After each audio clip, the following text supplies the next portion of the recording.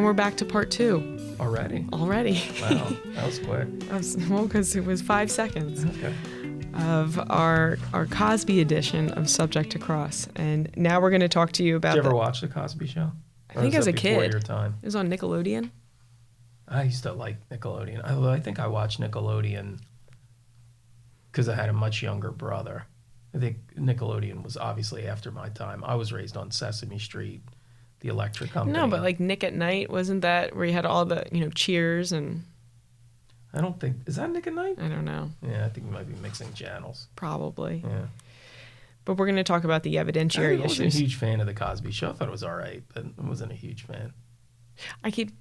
I'm thinking of other shows. I mean, I'm sure I've seen it. Yeah. I don't know why I keep thinking of The Fresh Prince. That's the one that I think I watch the most. I like that show. So now we're going to talk about the evidentiary issues. This is what Pete has been chomping at the bit to get to. It's champing at the bit. It's not chomping? It's champing. Champing? I'm just here to educate you. What does champing mean? Pronounce INCONGRUENT. Incongruent. There you go.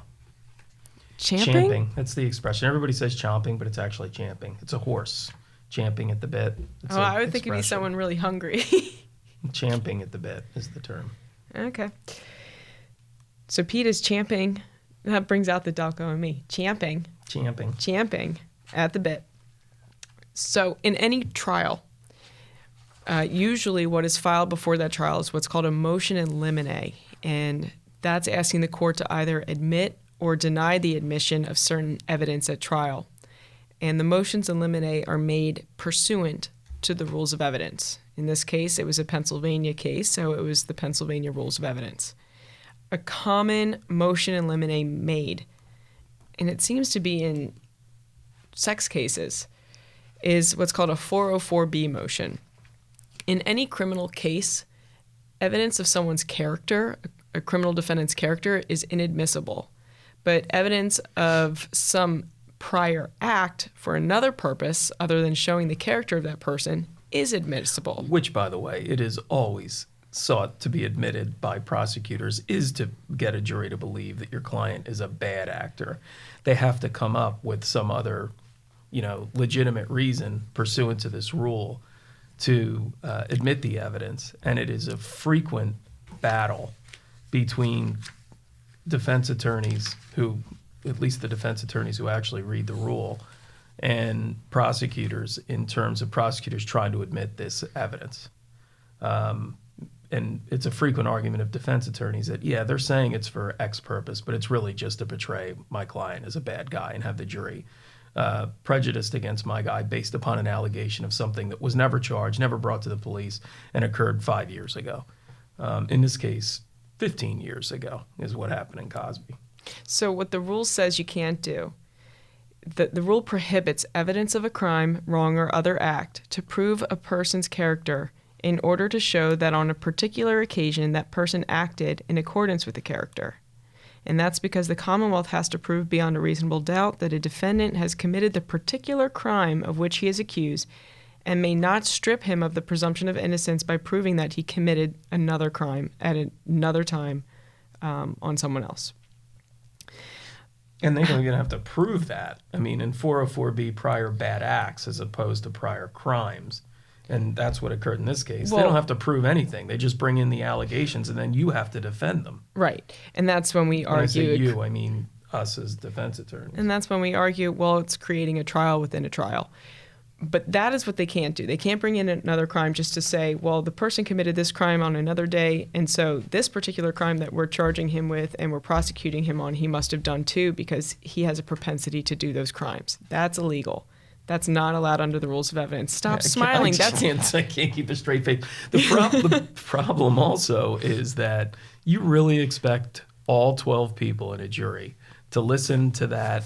I mean, we're human, right? Before we're jurors and lawyers, you know darn well that when they hear that your client committed a burglary 3 years ago using, a certain burglar instrument, and then they happen to be accused 3 years later of this offense and they use the same burglar instrument, they're going to say, oh, he did it then, he did it now. even notwithstanding the instructions. I'm just trying to distinguish what you can't do Okay, and what I'll you shut can up. do Go ahead. for non-lawyers. You're basically telling me to shut up, right? A little bit. Just let Okay. me get through this part, All because right. it is sometimes a distinction without it. Leave? No, don't leave. Okay. A distinction without a difference in terms of certain things that can come in. So evidence of prior crimes for purposes of proving character, not allowed.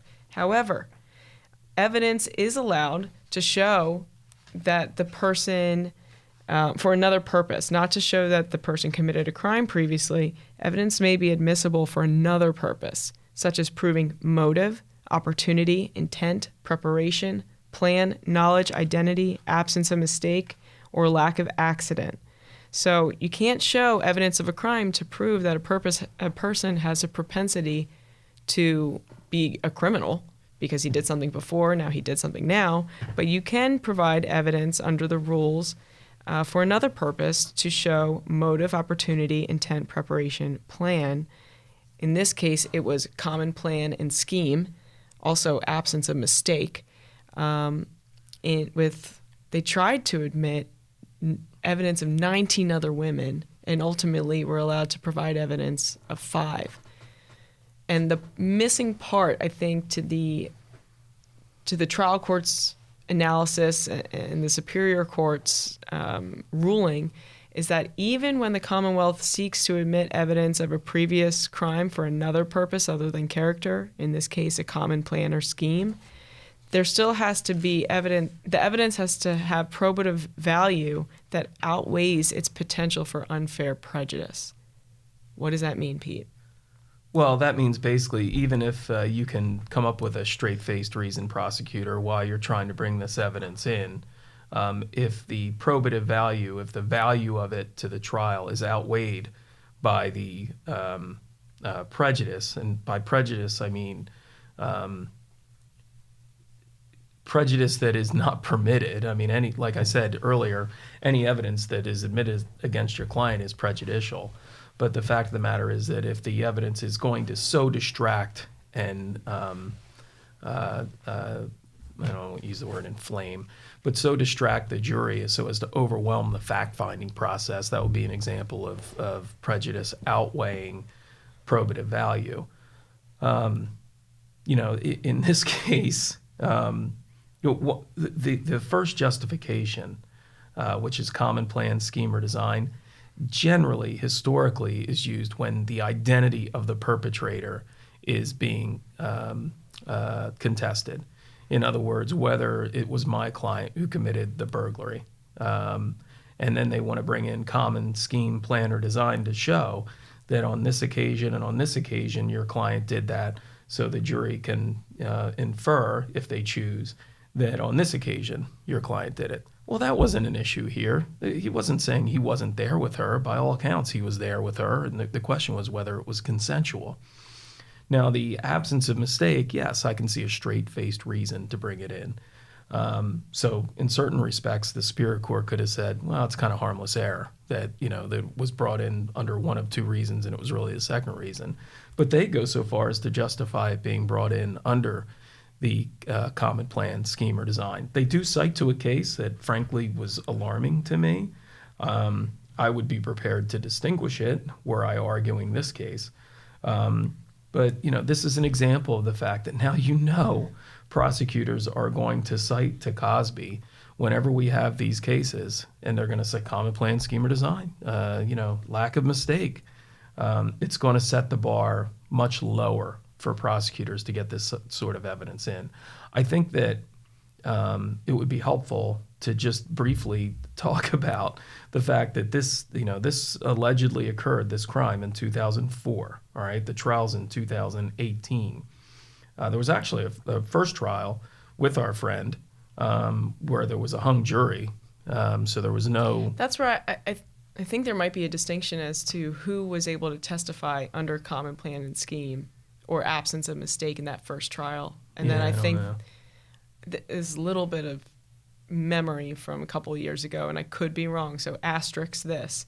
But I think the second trial, they were allowed. Where our friend did not try it. Our friend did not try it, and the Commonwealth was allowed to bring in these 5 women to testify as 404B witnesses. But the problem that I see in a global perspective, again, I don't have a lot of sympathy for Cosby himself.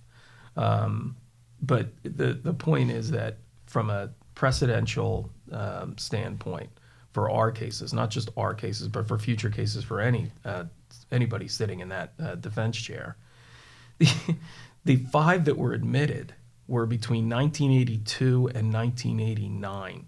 So by the time of trial, those are 30-plus-year-old incidents. They're between 15 and 22 years prior to the allegation that the victim in this case makes in 2004. So from a defense perspective, when you're arguing prejudice, our position is now we have to defend something. Do you remember where you weren't even alive in 1982, were you? Oh, no. Yeah. So the point is, how's he supposed to adequately defend an incident that occurred in a Hilton hotel, for instance, in 1982, or at a casino in 1984? You have to now, from a defense perspective, you have to defend each of those, and the cumulative effect of them is damning. I mean, one of the things that they said in this opinion that just I don't know how they could say it with a straight face was that let me go to page 42. Appellant contends this is to your point about a prejudicial nature of this evidence. Appellant contends that the trial court failed to make, quote, any assessment of the highly prejudicial nature, end quote, of this evidence. The record belies this claim. The Commonwealth sought the admission of 19 witnesses. But instead they got 5. The trial court found the testimony of all 19 witnesses was relevant and admissible under 404, but he sought to mitigate any prejudicial effect of such evidence by limiting the number of witnesses to 5. Give me a break. I would even argue that one of them would be prejudicial. Right, and the other angle to prejudice under the rules of evidence, under the federal rules, the standard is lower. The standard is lower, right? I mean, you have to, the probative value has, let me back up. The prejudicial effect must substantially outweigh the probative value. Probative value means, is it helpful in a fact finder determining a case? So it's a lower standard for admission in the federal court, is what right. you're saying. And it's a higher standard for admission in Pennsylvania used because... to be. Right. Well, until this case. But under the rules of evidence, that substantial word's not there. It's the prejudice has to outweigh the probative value for it to be kept out. And that's what was so shocking upon reading this, that they said, yeah, it comes in under common plan or scheme, and we'll go into why, or absence of mistake. Of course, he knew they were unconscious or they were not consenting because they were all taking these pills and he was exercising perhaps some undue influence over them under absence of mistake. But the probative value outweighs its prejudicial effect. That can't be true. Objectively, that can't be true. But in terms of, just let me complete this thought. For a change, you interrupted me. I like that. Okay. I like it. Well, I can keep interrupting you. Okay. When we're talking about the fact that the record belies this claim of the fact that the trial court tried to adjust the highly prejudicial nature. Well, one is, they wanted 19. I only gave them 5. The other one is he gave a cautionary instruction no less than 4 times during the trial, and again in its concluding instructions, limiting the prejudicial effect of this testimony. And I have ignore the large pink elephant in the corner of the room. In other words, these are being admitted. These 4 incidents. This is the judge telling the jury. Telling the jury they're being admitted from 1982 to 1989, telling you about how he drugged women and put his hands all over them. But you are not to use that to say that he was, that he did it in 2004. So what's the point? So the point, right? The point. If you're a human, which presumably to be a juror, you are a human. You're really going to pay attention to the legal niceties of, we're only allowed to consider that for absence of mistake or what's that common scan plea? Give me a break. Even if you pay lip service to it, I don't expect you as a juror to be able to be able to, how many angels can dance on the head of a pin. It's insane. And the effect of a quote-unquote cautionary instruction is to just hammer it even more. So if you're in the defense chair, I don't want all those cautionary instructions. I don't want the jury constantly hearing about assault that occurred in 1982, 1983. Someone tells you, don't look over there, don't look over there, don't look over there. Ignore the pink elephant. You're going to look over there. Room. Right. So let's talk about these 5 other women that were allowed to be admitted. And I'll try to be really brief. Yeah, because you'll lose my attention. I know. Heidi Thomas, this allegation happened in 1984. She was an aspiring actress, and Bill Cosby was apparently, I'm doing it again, Cosby was apparently... You can say Bill Cosby. It just rolls off the tongue. Monitoring young talent. He invited her to his room in Harrah's. Her family went with her, took a photo of her. No, they didn't go with her. They took a photo of her before she went, so to indicate this was a special event. She dressed professionally. She wanted Cosby to know she took this opportunity very seriously. She rang the doorbell, and he answered the door. She was shown to her room. She performed a monologue for Cosby. Ultimately, he was unimpressed with the monologue, suggested that she try a cold read. In the script he gave her, her character was supposed to be intoxicated. She performed the scene. He was again unimpressed, and he questioned whether she'd ever been drunk, offered her a drink. She said maybe a glass of white wine. He gave her a glass of white wine, told her it was a prop and to sip on it. And she took a sip and then remembers only snapshots of what happened next. Already, do you have questions? I mean, he's supposedly lying to her about what he's giving her. There was no such allegation in the victim's case. He just met her for the first time. I mean, you could just draw all kinds of... met her for the first time. In the victim's case, they had an ongoing relationship. So these are the ways that we would try to distinguish, because the prosecutor's going to argue, it's absolutely factually analogous. That he's given her a pill and then he's assaulting her. And how would that... Wasn't it a pill or was it just wine in this case? It was wine. There's no pill. So far, I don't remember a pill in this one. All right. She remembered Cosby asking her if she was relaxing into the part. She remembers waking up in a bed, fully clothed. Oh, and this is rape. This isn't aggravated indecent assault. Fully clothed with Cosby forcing his penis into her mouth. It is also aggravated indecent assault, but it's even more than what the victim's alleging in this case. In her next memory, she wakes with her head at the foot of the bed and hears Cosby say, "Your friend is going to come again." Her next memory was slamming the door and then apologizing to Cosby. The next morning, she felt unwell. She declined breakfast. She went outside with her camera that she always carried with her and took pictures of the estate. And then she went to a show and was introduced to the Temptations. She was in Cosby's dressing room. It didn't occur to her to report the assault to her agent. She felt that she gave Cosby some signal to think it was okay to do that to her. Ultimately, 2 months later, she called Cosby, and she was trying to meet with him to find out what happened. And they went to a dinner, and she ultimately wasn't able to confront him.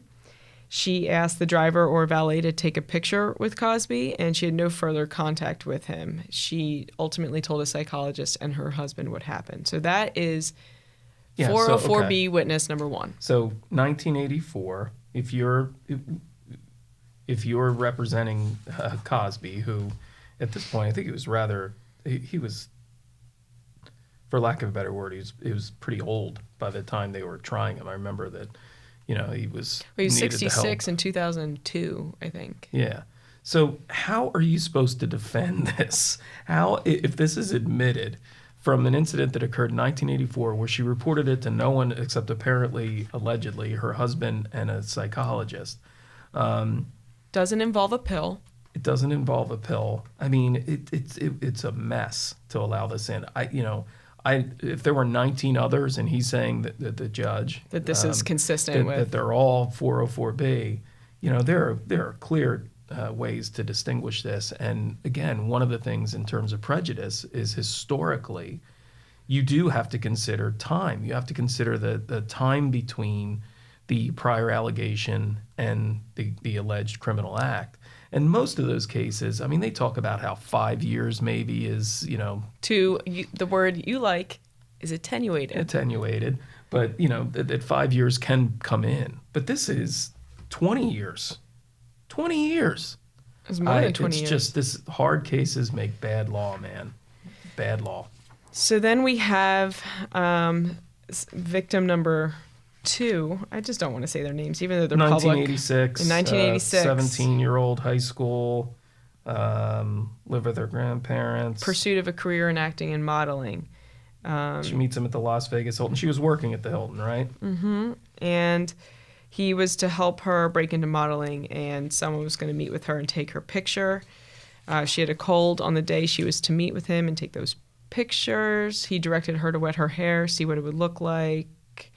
She was congested and blowing her nose. He offered her a decongestant, gave her a shot of amaretto and a little blue pill. So this is closer. This is, it's consistent with Benadryl, right? If that was a blue pill back in 1986. She took the pill. He gave her a second shot of amaretto.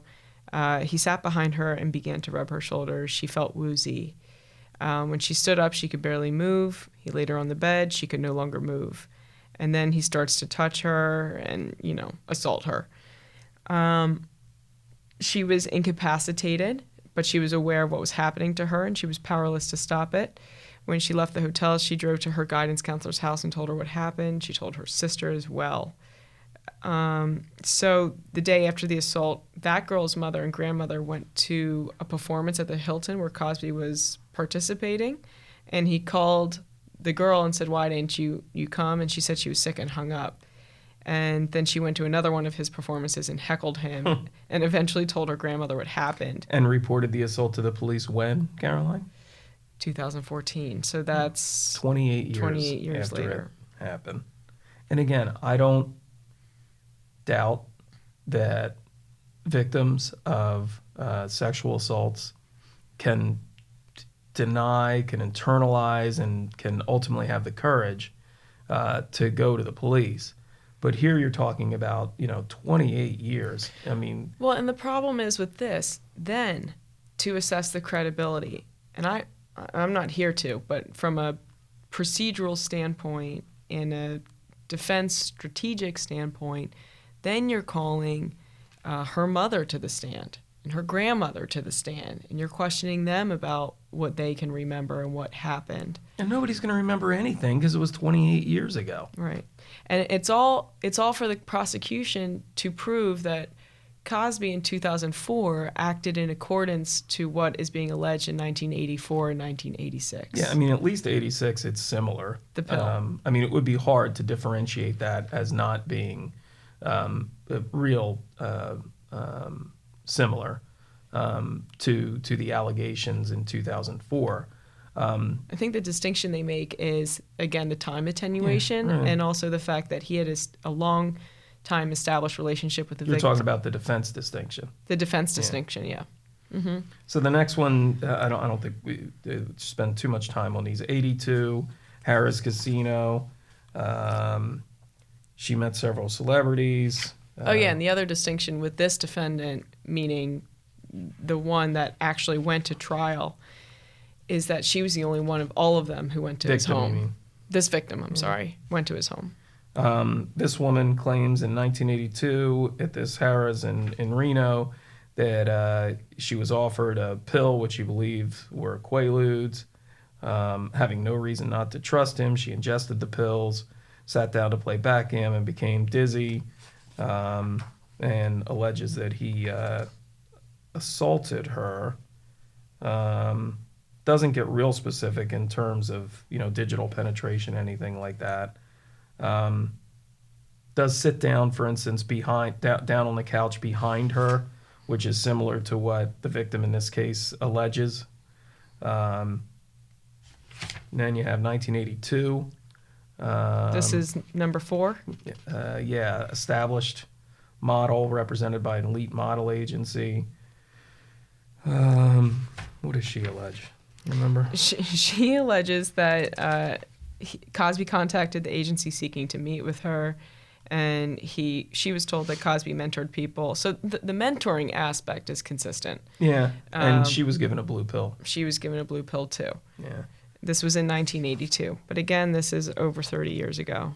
which is the attenuation she felt vaginal angle. pain as he penetrated her vagina. It sounds to me. That was rape. Yeah, that was rape, semen. And she also felt anal pain. So that's a different type of assault.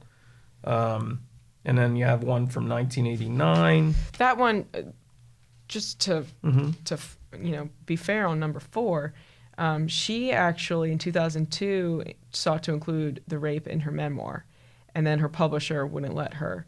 She in 2010 disclosed what happened to Dr. Drew Pinsky in the course of being on the reality show Celebrity Rehab. That conversation was never broadcast. She also disclosed it to a hairdresser and a makeup artist. Mm-hmm. But again, you're requiring a trial within a trial. Right. The last one in 89 involved alcohol. This is number 5. And she felt dizzy and woozy. I guess the implication is he's spiking their alcohol. He has to come to sit between his knees. He asked her to come sit between his knees, began stroking her hair, walking towards him, towards a hallway, being surprised at how many rooms are in the suite. She has no further memory of that night. She told, did she even remember being assaulted? It doesn't look like it. Mm-mm. She had a bad reaction to the alcohol. Well, he was stroking her hair, and then she woke up in a hallway. Yeah, well, that's not a sexual assault. That's really odd.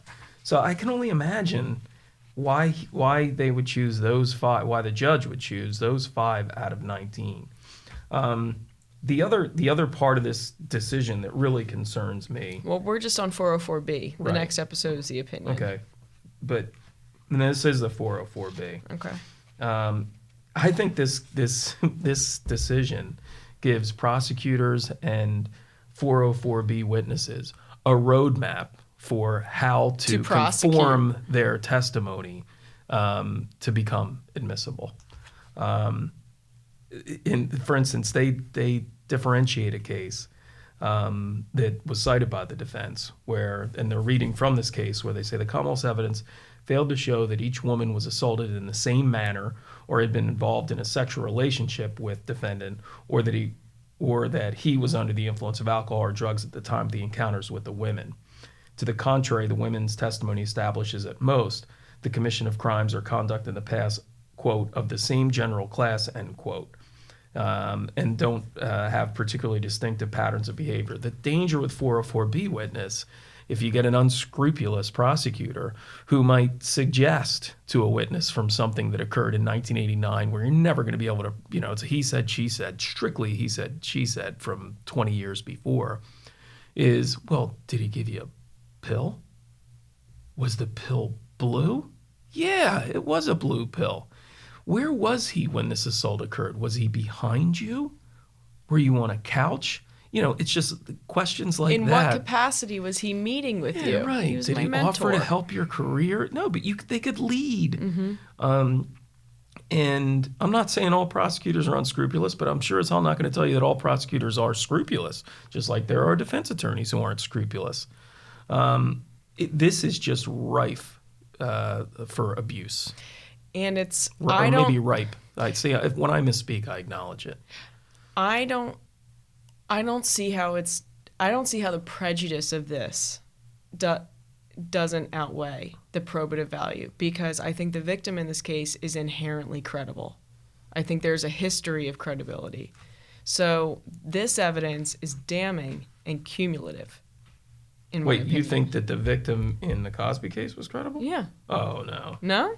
No, from the factual background I'm reading. Listen, if she was that credible, they wouldn't be seeking to bring in 19 404B witnesses. And their answer to that would be, well, he's a celebrity and we have to overcome that. But no, she had a lot of problems. From the civil suit that was going to come in, that she got $3.8 million, the fact that she came back to his house multiple times.